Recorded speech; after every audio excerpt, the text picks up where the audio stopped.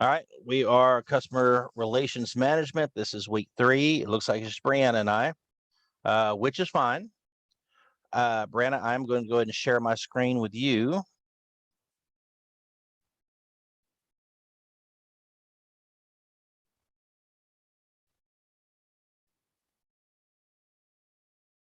Okay. And away we go. We're going to look through these chapter 8 and 9 questions. I think there's only like 15 of each.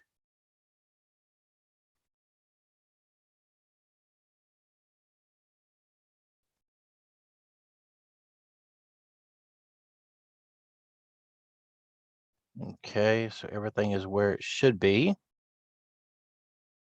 And I can assume you can still hear me.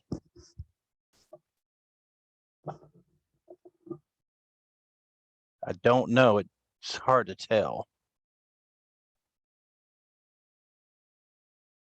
Let me check on my audio here. Yep. Okay. Audio is still good. No more issues.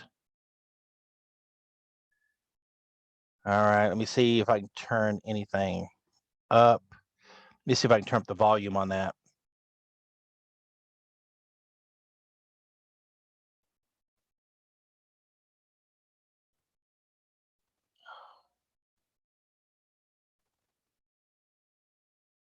Okay. I'm going to stop sharing this for a minute so I can get to my other controls I want to get to.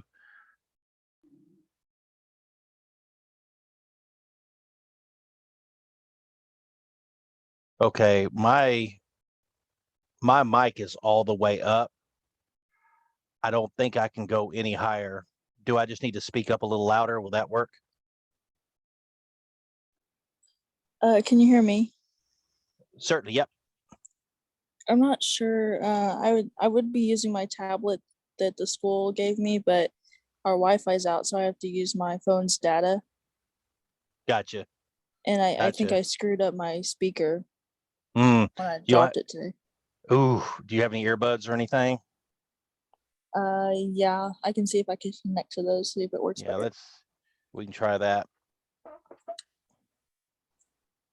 You see my dystopian future in the background? All Blade Runner and stuff.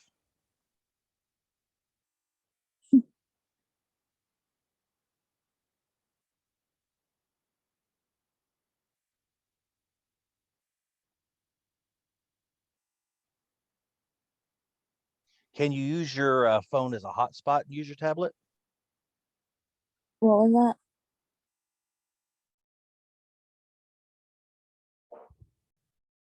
I said, can you use your phone as a hotspot and then use your tablet? Okay, I can hear you now. I have in my AirPods. Awesome. Awesome. Awesome. I can't find my good bone conduction headphones. I had them sometime on Saturday and I thought I would put them on charge. I have no idea where they're at. So I'm using my gaming headset and I was hoping that wasn't a problem. All right, so we are on chapter 8. We're gonna look at the assignment 8. There's only 15 questions. Let's run through these and see what we can do here. Um, Elijah is still part of a group of friends that has known each other since high school. This one seems a little weird. It's that they still get together every weekend after high school. I don't think that's the actual thing that happens. The members still meet every weekend, even though they have families and jobs. They feel very involved and connected with the group. All the members of this group are very conscious about their health and quality of food they eat. Their buying and eating habits have slowly influenced each other over the years, and the members now follow the same diet and exercise plan. In the given scenario, Elijah and the members are part of a in group. Do you agree?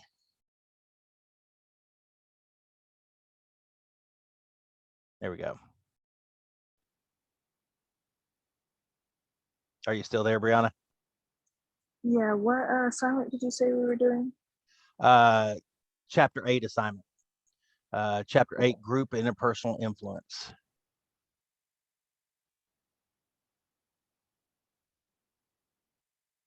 Let me know when you're ready. I don't want to rush ahead if just to Okay, leave you sorry. behind.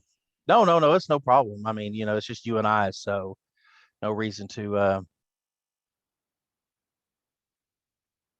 try to rush for anybody else. How's your mom doing? She's good. She's at our friend's house right now.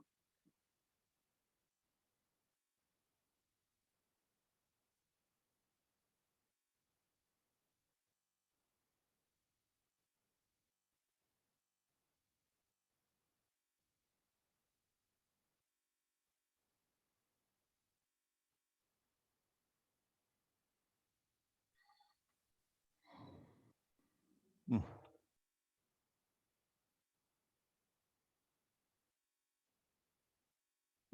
Okay, I'm there.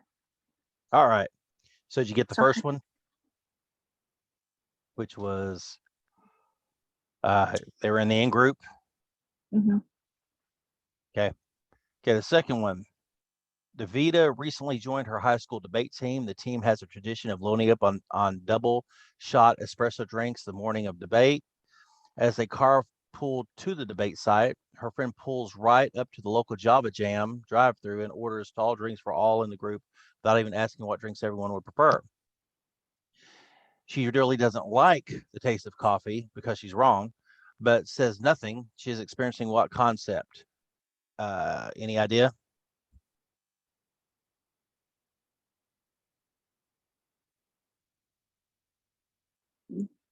Comforting. Conformity. Yep. Yeah, conforming. She's trying to conform to, and that's, a lot of time that happens when you're in a group, and you're going to go get something.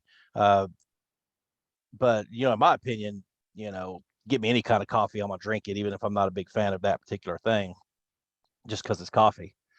It's kind of like donuts, I'm not a big fan of sprinkles, but if the last one has sprinkles on it, I guess that's what I'm eating. Um, Michael is founder of search engine optimization company. He is eager to improve the quality of work in his company. He decides by incentivizing high performers. I'm just having a hard time here. And he decides to do this by incentivizing high performers. He promotes Elizabeth, a high achieving marketing executive, to the position of an assistant marketing manager. In this scenario, he is using what kind of power? Hint right here. That is legitimate power. That's something he can do legitimately without any pushback. Kalisha is head of the IT department at a multinational corporation. Her friend Moria, can never pronounce this. Moira wants to buy a new laptop for work and has shortlisted 2 laptops. She gives Kalisha the specifications for each laptop, then shares her opinion on which one would be better for Moira. And what in this given scenario, Kalisha is exercising her, and that one's pretty easy. She's a um,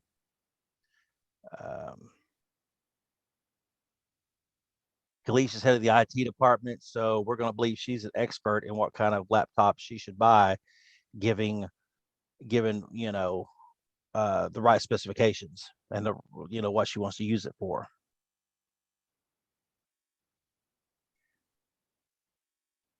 Okay, Gabriel recently joined a metal rock band metal rock band, kids from school or neighborhood. They all chipped to purchase matching T-shirts and blazing with the band name. But Gabriel personally hates the color of the shirt and is less than thrilled about the name of the band decided on. But he shows up to the band's first practice session wearing the shirt as much as it pains him to convey his unity with the band, even though he wasn't sure he had to wear it for practice sessions. He's exhibiting what kind of influence? I believe that would be peer group. Nope, I'm wrong. Value expressiveness. I think I got those two mixed up. What? Okay. And believe it or not, Brianna, I've already done this. This is the 3rd time I've been through this today, and I still can't get that one right. Mariah's sister wants to buy a fur coat. Mariah insisted her sister buy a fur coat made from fake fur, not real fur. Her suggestion is influenced by the fact that she is a member of the Animal Lover Society. The scenario shows that the reference group influence is, and that one's pretty self-explanatory. Strong product selection where luxuries are concerned.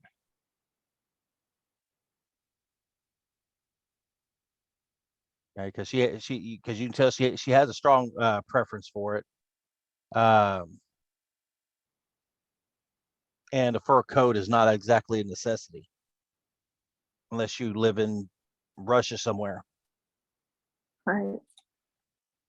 Or North Dakota, which I've been at during the winter, and completely horrible place. Summers were great, or the summer, which is like 6 weeks worth, but the winter was just terrible. It got, with the wind chill, it would get down to 30 below. Oh gosh. Oh yeah, yeah. And being from the South, you reach your hand in like the ice in the ice machine, or in the cooler in the ice to get you a drink out. And you're thinking, wow, that ice is really cold. Well, ice is at what, 32 degrees to freeze. Mm-hmm. So knock another 60 degrees off that, about how cold it was. Just brutally, brutally cold. Something that just, if you've never been in it before, you're never prepared for it. Tahir is part of an online group. The group was formed on the basis of the members' shared interest in an online multiplayer video game. They play the game together and spend time exchanging game hacks and shortcuts to play the game. In this scenario, he is part of any idea?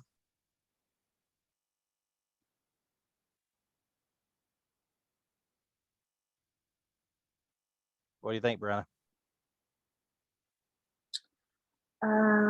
B. There you go. Very nice. It's part of a social network.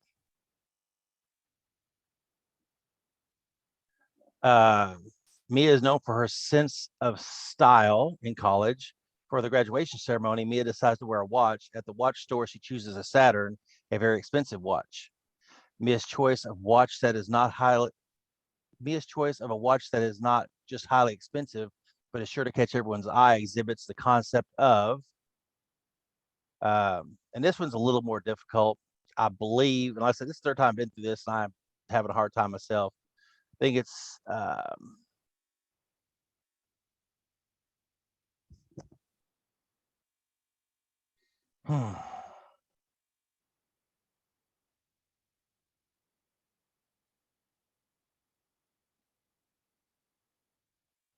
want to say D, but I feel like that's wrong. Nope, it was D. Is the susceptibility to interpersonal influence. This class takes a lot more thinking than a lot of the other classes I do. I don't think, there's a lot of psychology embedded in this, and the terminology is based on psychology, and so you have to kind of look at them and see what exactly are they asking, and try to give the best answer, which was any question, that's what you do. But this is, like I said, takes a little more time to concentrate on. Sweet Tooth manufactures candy bars.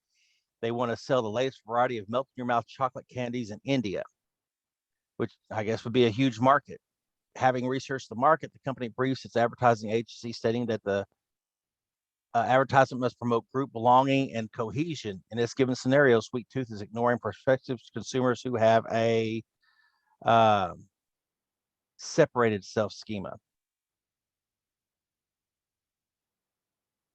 Because, people who don't fall into the group they're trying to sell to. Nope. Let me do that. There we go.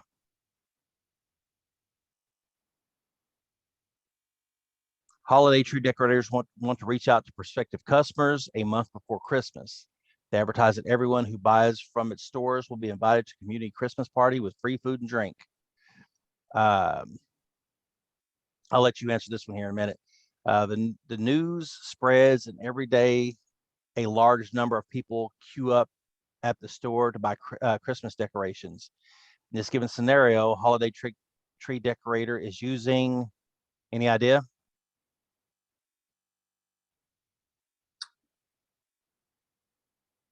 buzz marketing. Absolutely. Look at you go. I like it. Mariana, okay, this one here, and I think you get this one pretty easily too. She runs her own baking classes. Her husband is a marketing agent for a place called Fresh Flour. While demonstrating how to bake a cake, Mariana uses fresh flour and states repeatedly, while you can use other flours, cakes baked with fresh brand flour taste better. Sounds almost like a commercial you'd see on the 50s, you know, the wife with the apron. Yeah. And yeah. My cakes taste better. The result is that her baking students also purchase bags of fresh flour from her. In this given scenario, what kind of marketing is she using to increase her husband's sales?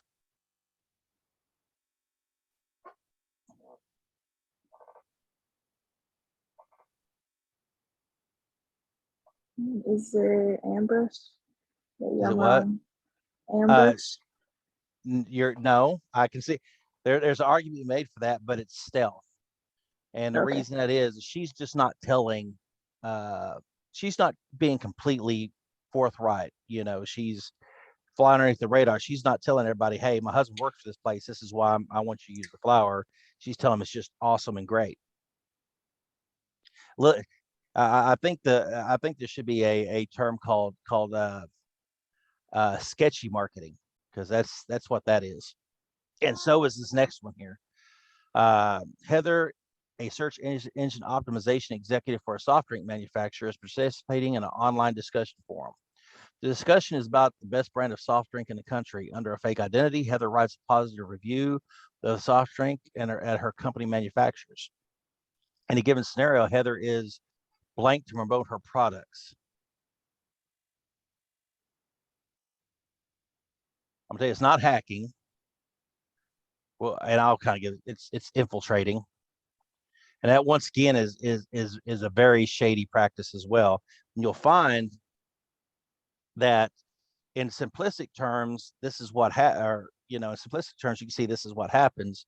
But many times in this day and age, people use bots to do things like that, and so one person can look like a thousand different people, and it's done with products. It's done with in politics a lot. You know, you can either boost your political influence or downgrade someone else's by going in. You may be only one person, but you can look like a thousand different people posting to either bump them up or, excuse me, take it down a notch. I have to excuse the burping. I had some calzone earlier. It's talking to me again. Oh, you're okay. Hector is going to Australia on a business trip. He consults his travel agent to help him find the best place to visit and the best hotel to stay. In this given scenario, Hector Travel's agent is playing the role of, is it a viral marketer, or a surrogate consumer, a market maven, or a social media marketer?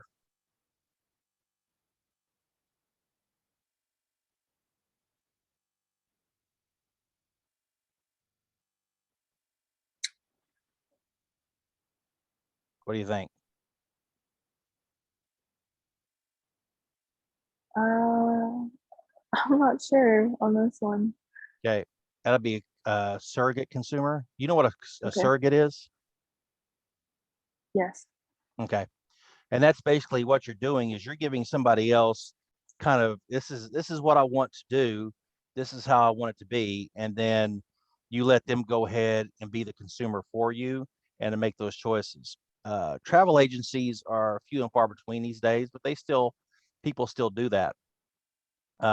We were looking at one that was pretty neat. You make a down payment to them.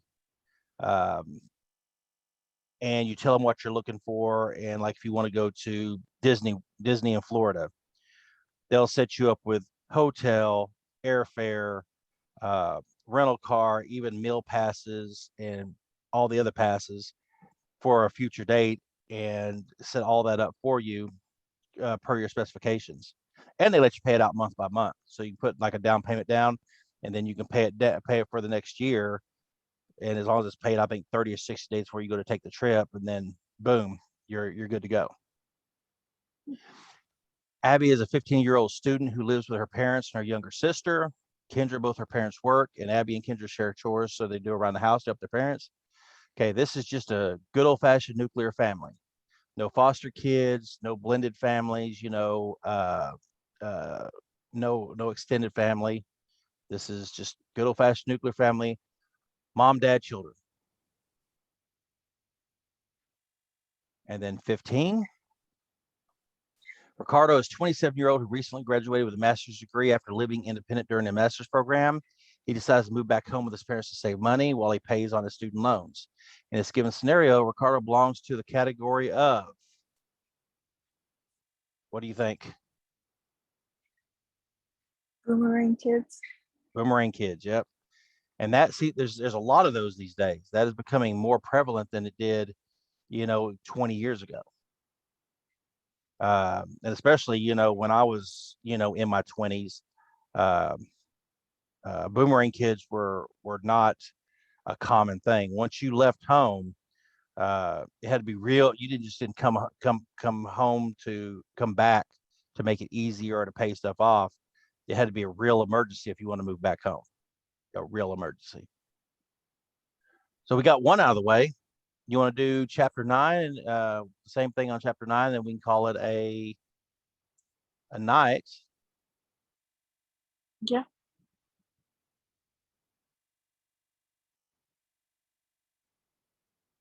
Wanted to look. I was really busy with the human resource class today after I got out of this particular class. So I didn't get a chance to look at your grades as of now. So I'm going to do that real quick. Get off to the side so you should not be able to see it, see everybody else's.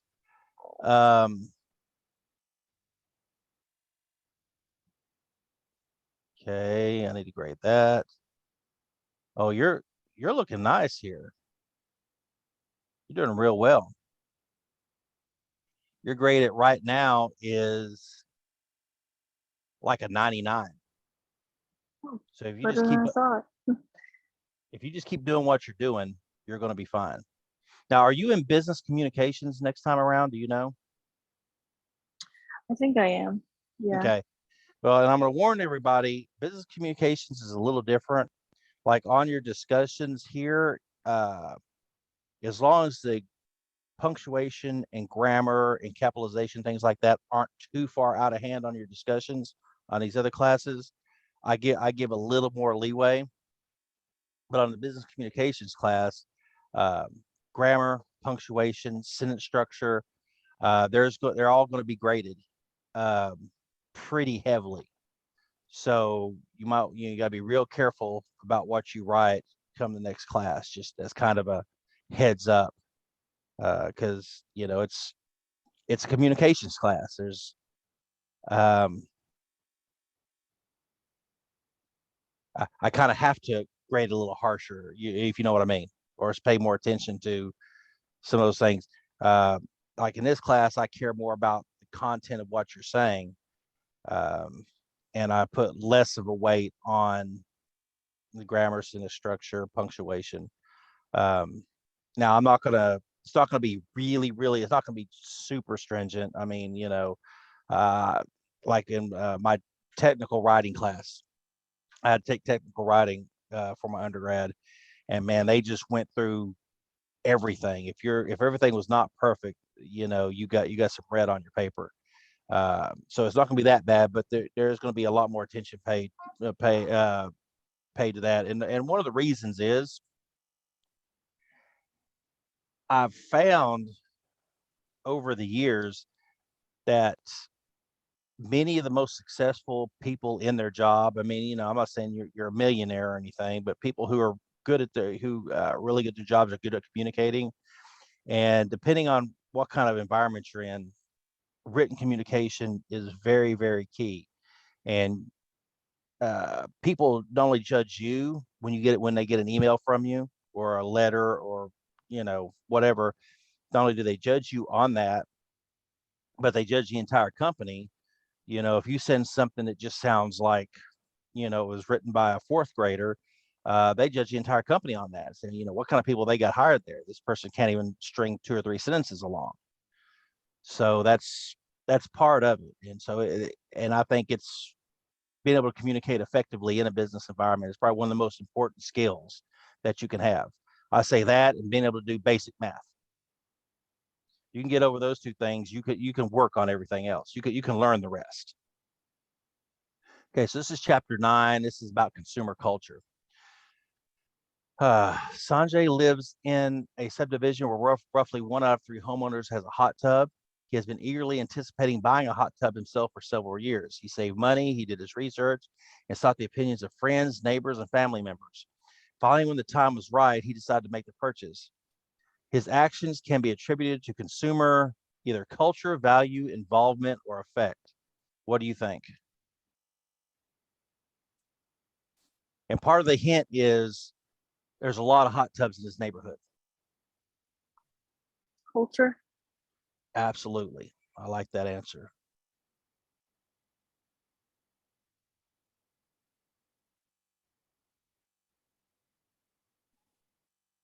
Abigail is from Sweden. What did I do? My Sweden, like I'm Swedish. I don't know. And is visiting the city of Jaipur in India for the first time. She was invited for lunch by one of the local families. She observes that the women of the household eat after everyone in the family. When Abigail expressed her desire to eat with the women, she was told that it would be inappropriate as guests were always served first. In this given scenario, it's a example of what, and it's a pretty easy one. The cultural norms. Absolutely. So that's a pretty good one there. I like that.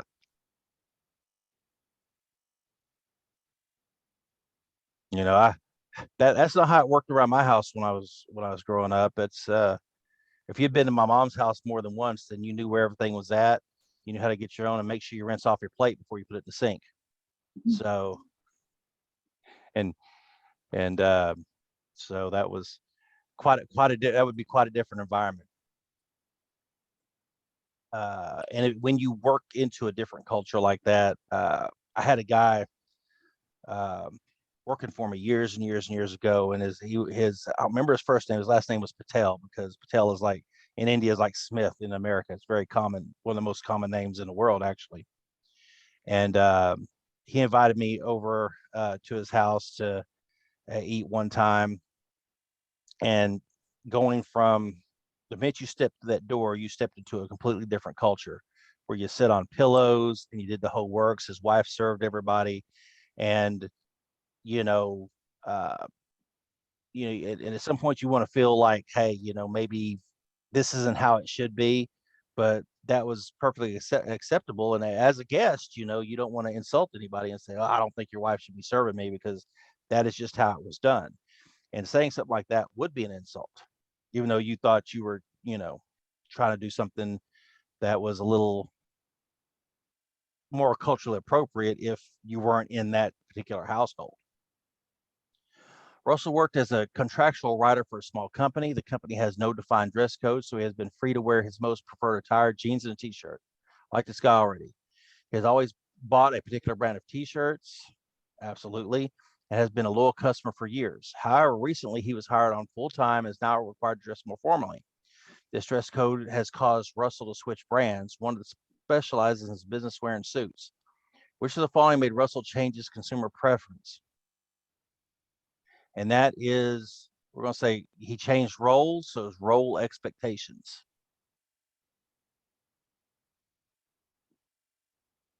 That's and you'll find that a lot. You move into a higher position you were in before, the expectations are different, and many times it's in dress code, or you know how many hours you work, things of that nature. So as your role changes, the expectations will change in either direction.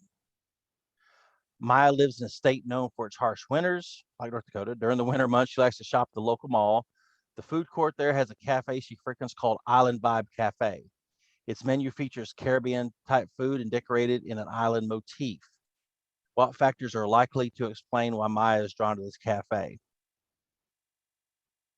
And we're going to call it geodemographic, I believe. Is that one? No, I was wrong. That's not technological, ecological. I'm not on it today. Well, look, you'd think I would get it right by now. I've already been through this today. Ecological. And I think part of it is, if it's a harsh winter outside, you want to feel like you're on the beach somewhere if you can't actually make it. North Dakota is where I first realized they had was it like indoor water parks. I know they have one. I think I saw one in going towards western Oklahoma there on 40 west of Oklahoma City, but I never realized, that, but in the middle of a winter when it's 0 degrees outside, you can take your kids to a place where they can go do water slides and swimming pools and stuff, which is kind of neat. I'm not going a day is a descendant of the Cherokee tribe. His great grandfather was one of the chiefs of the tribe. His family is proud of their lineage. He is also proud of his Cherokee roots and believes in living with family instead of settling down in a city far away from them. In context, this given scenario, what is most likely true about him? Well, he's not. It has nothing to do with capitalism at that point. Definitely not individualism. And we're not talking about theocracy here. So yes, he is a collectivist, and many cultures do that. That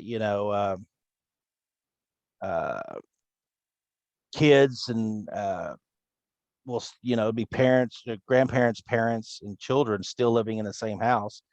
And if you get married, you may or may not move out of that. That is why I believe it's in Japan. Well, number one, they live on an island. Land is short supply on an island. So if you do buy a house, they will, I believe you can get 100-year mortgage on your house. And if you pass away, that mortgage will pass on to your children, as will the house, because you're going to be living there anyway. So you could have 2 or 3 generations paying for a place, the family household.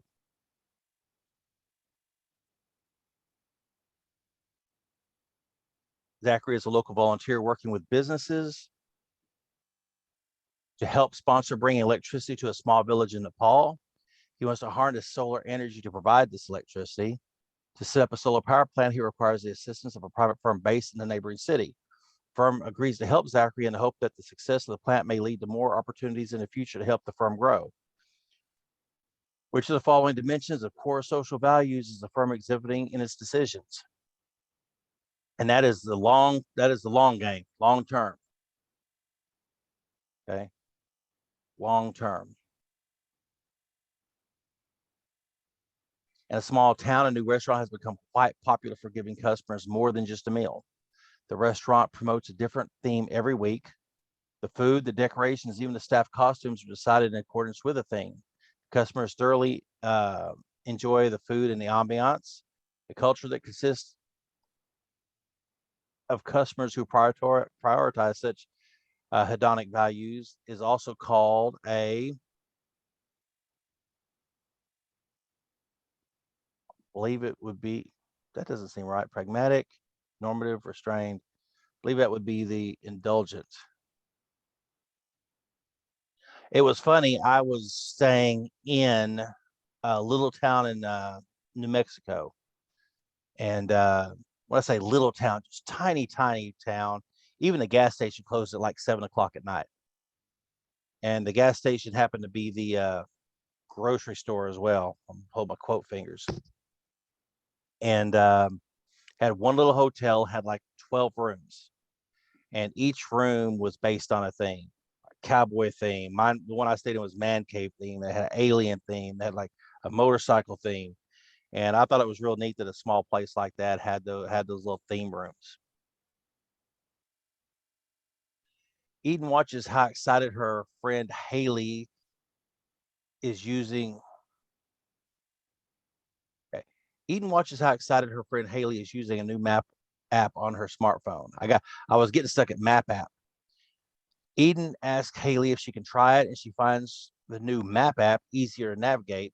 more informative, and providing greater detail regarding route information than her current map app. What is the process of Eden taking part in?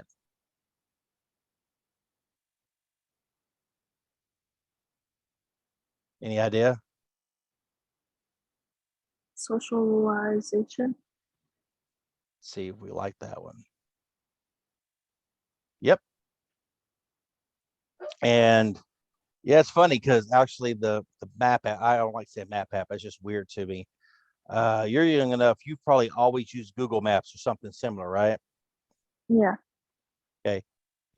Just heck, 20 years ago, it was MapQuest. You may have never even used a MapQuest, and you would Try. I have no idea what that is. really that was before Google Maps. You had MapQuest, and you would print the thing out on paper and take it with you because you didn't have GPS on your phone.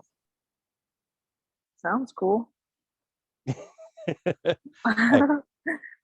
I grew up using an atlas or a fold-up map, but I'd always have an American, an atlas of America in my car at all times.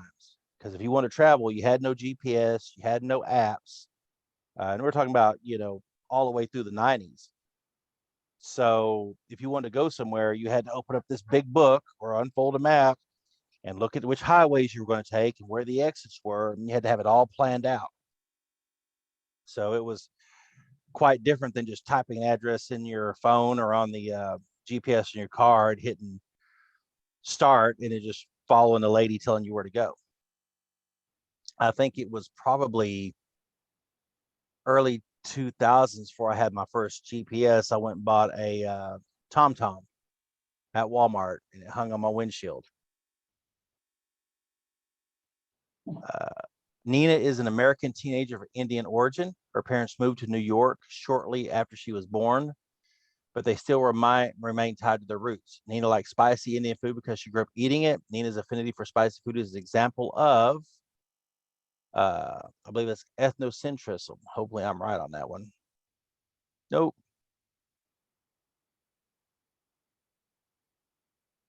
Hmm. There's inculturalization, which is, doesn't sound right to me. Let's get an exact. The gradual acquisition of the characteristics, norms of a culture or group by a person. Okay. Well, that doesn't seem right because I thought.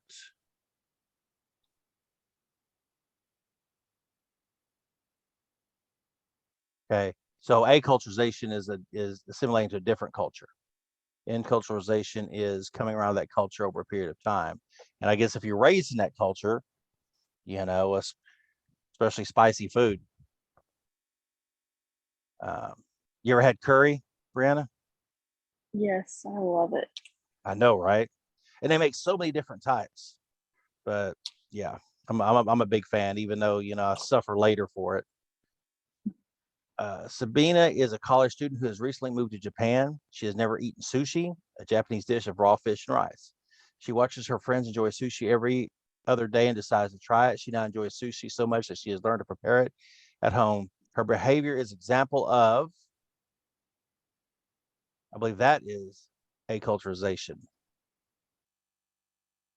Yes, because we just looked that one up.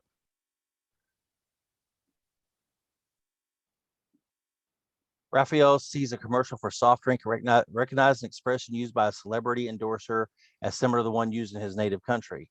After mentioning it to friends, he learns that the phrase actually shares the same meaning in both cultures. This is an example of what time of equivalence, and that one's pretty easily. It's grammatical. Speaking of grammatical, how are your writing skills on a regular basis here? Think you feel good about the? No, I was wrong.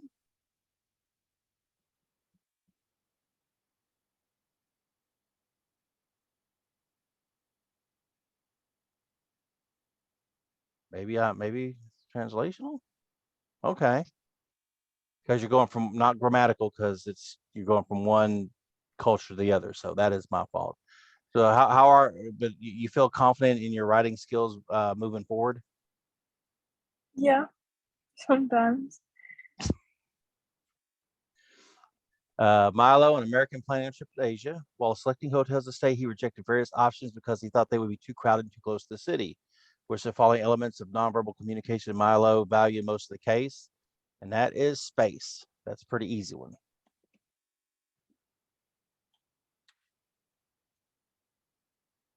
Regatta is a company that sells televisions in a country with a collectivist culture. The company advertises its products with the tagline, a means to spend quality time with those who matter the most. The product is associated with feeling of unity, which the following elements of nonverbal communication is a company appealing to in a given scenario. And so you talk about unity, talk about spending time with people you care with. So we're talking about, of course, relationships. Make sure I get this one right. I don't feel okay. Whew. See if I can do the last two.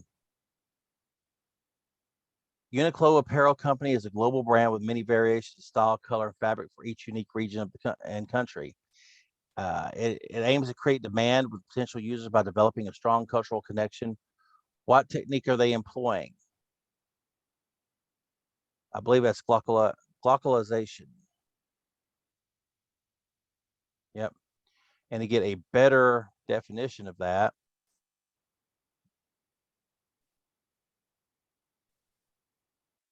okay, so you want to practice business conducting according to both local and global considerations. So you want to take local considerations in. And some things you don't have to worry about local norms, but most of the times, you know, it's like going to was it what country is that? Anyway, they will only bring your if you want coffee, you only get it at the end of the meal. They won't bring it to you till you're done. So if you want coffee with your breakfast, you don't get it till the end. That's just the way it's done there. You don't drink coffee during a meal, you drink it at the end. I'm trying to remember which country I read about that did that. I'm sure it's more than one, but Zendaya is a recent college graduate living in India.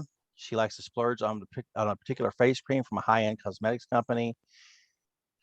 Its ingredients are very exotic yet natural. She could not have afforded this cream while in college, but now that she is working full time, she can justify the higher cost for a product she believes warrants the price. What is the market that she is likely part of? And that is Chindia, I believe.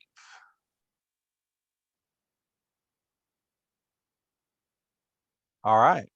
We got through 2 chapters worth of stuff. Is that going to help out a little bit? Yes, it will. Okay. Awesome. Well, I am going to stop recording real quick. There we go.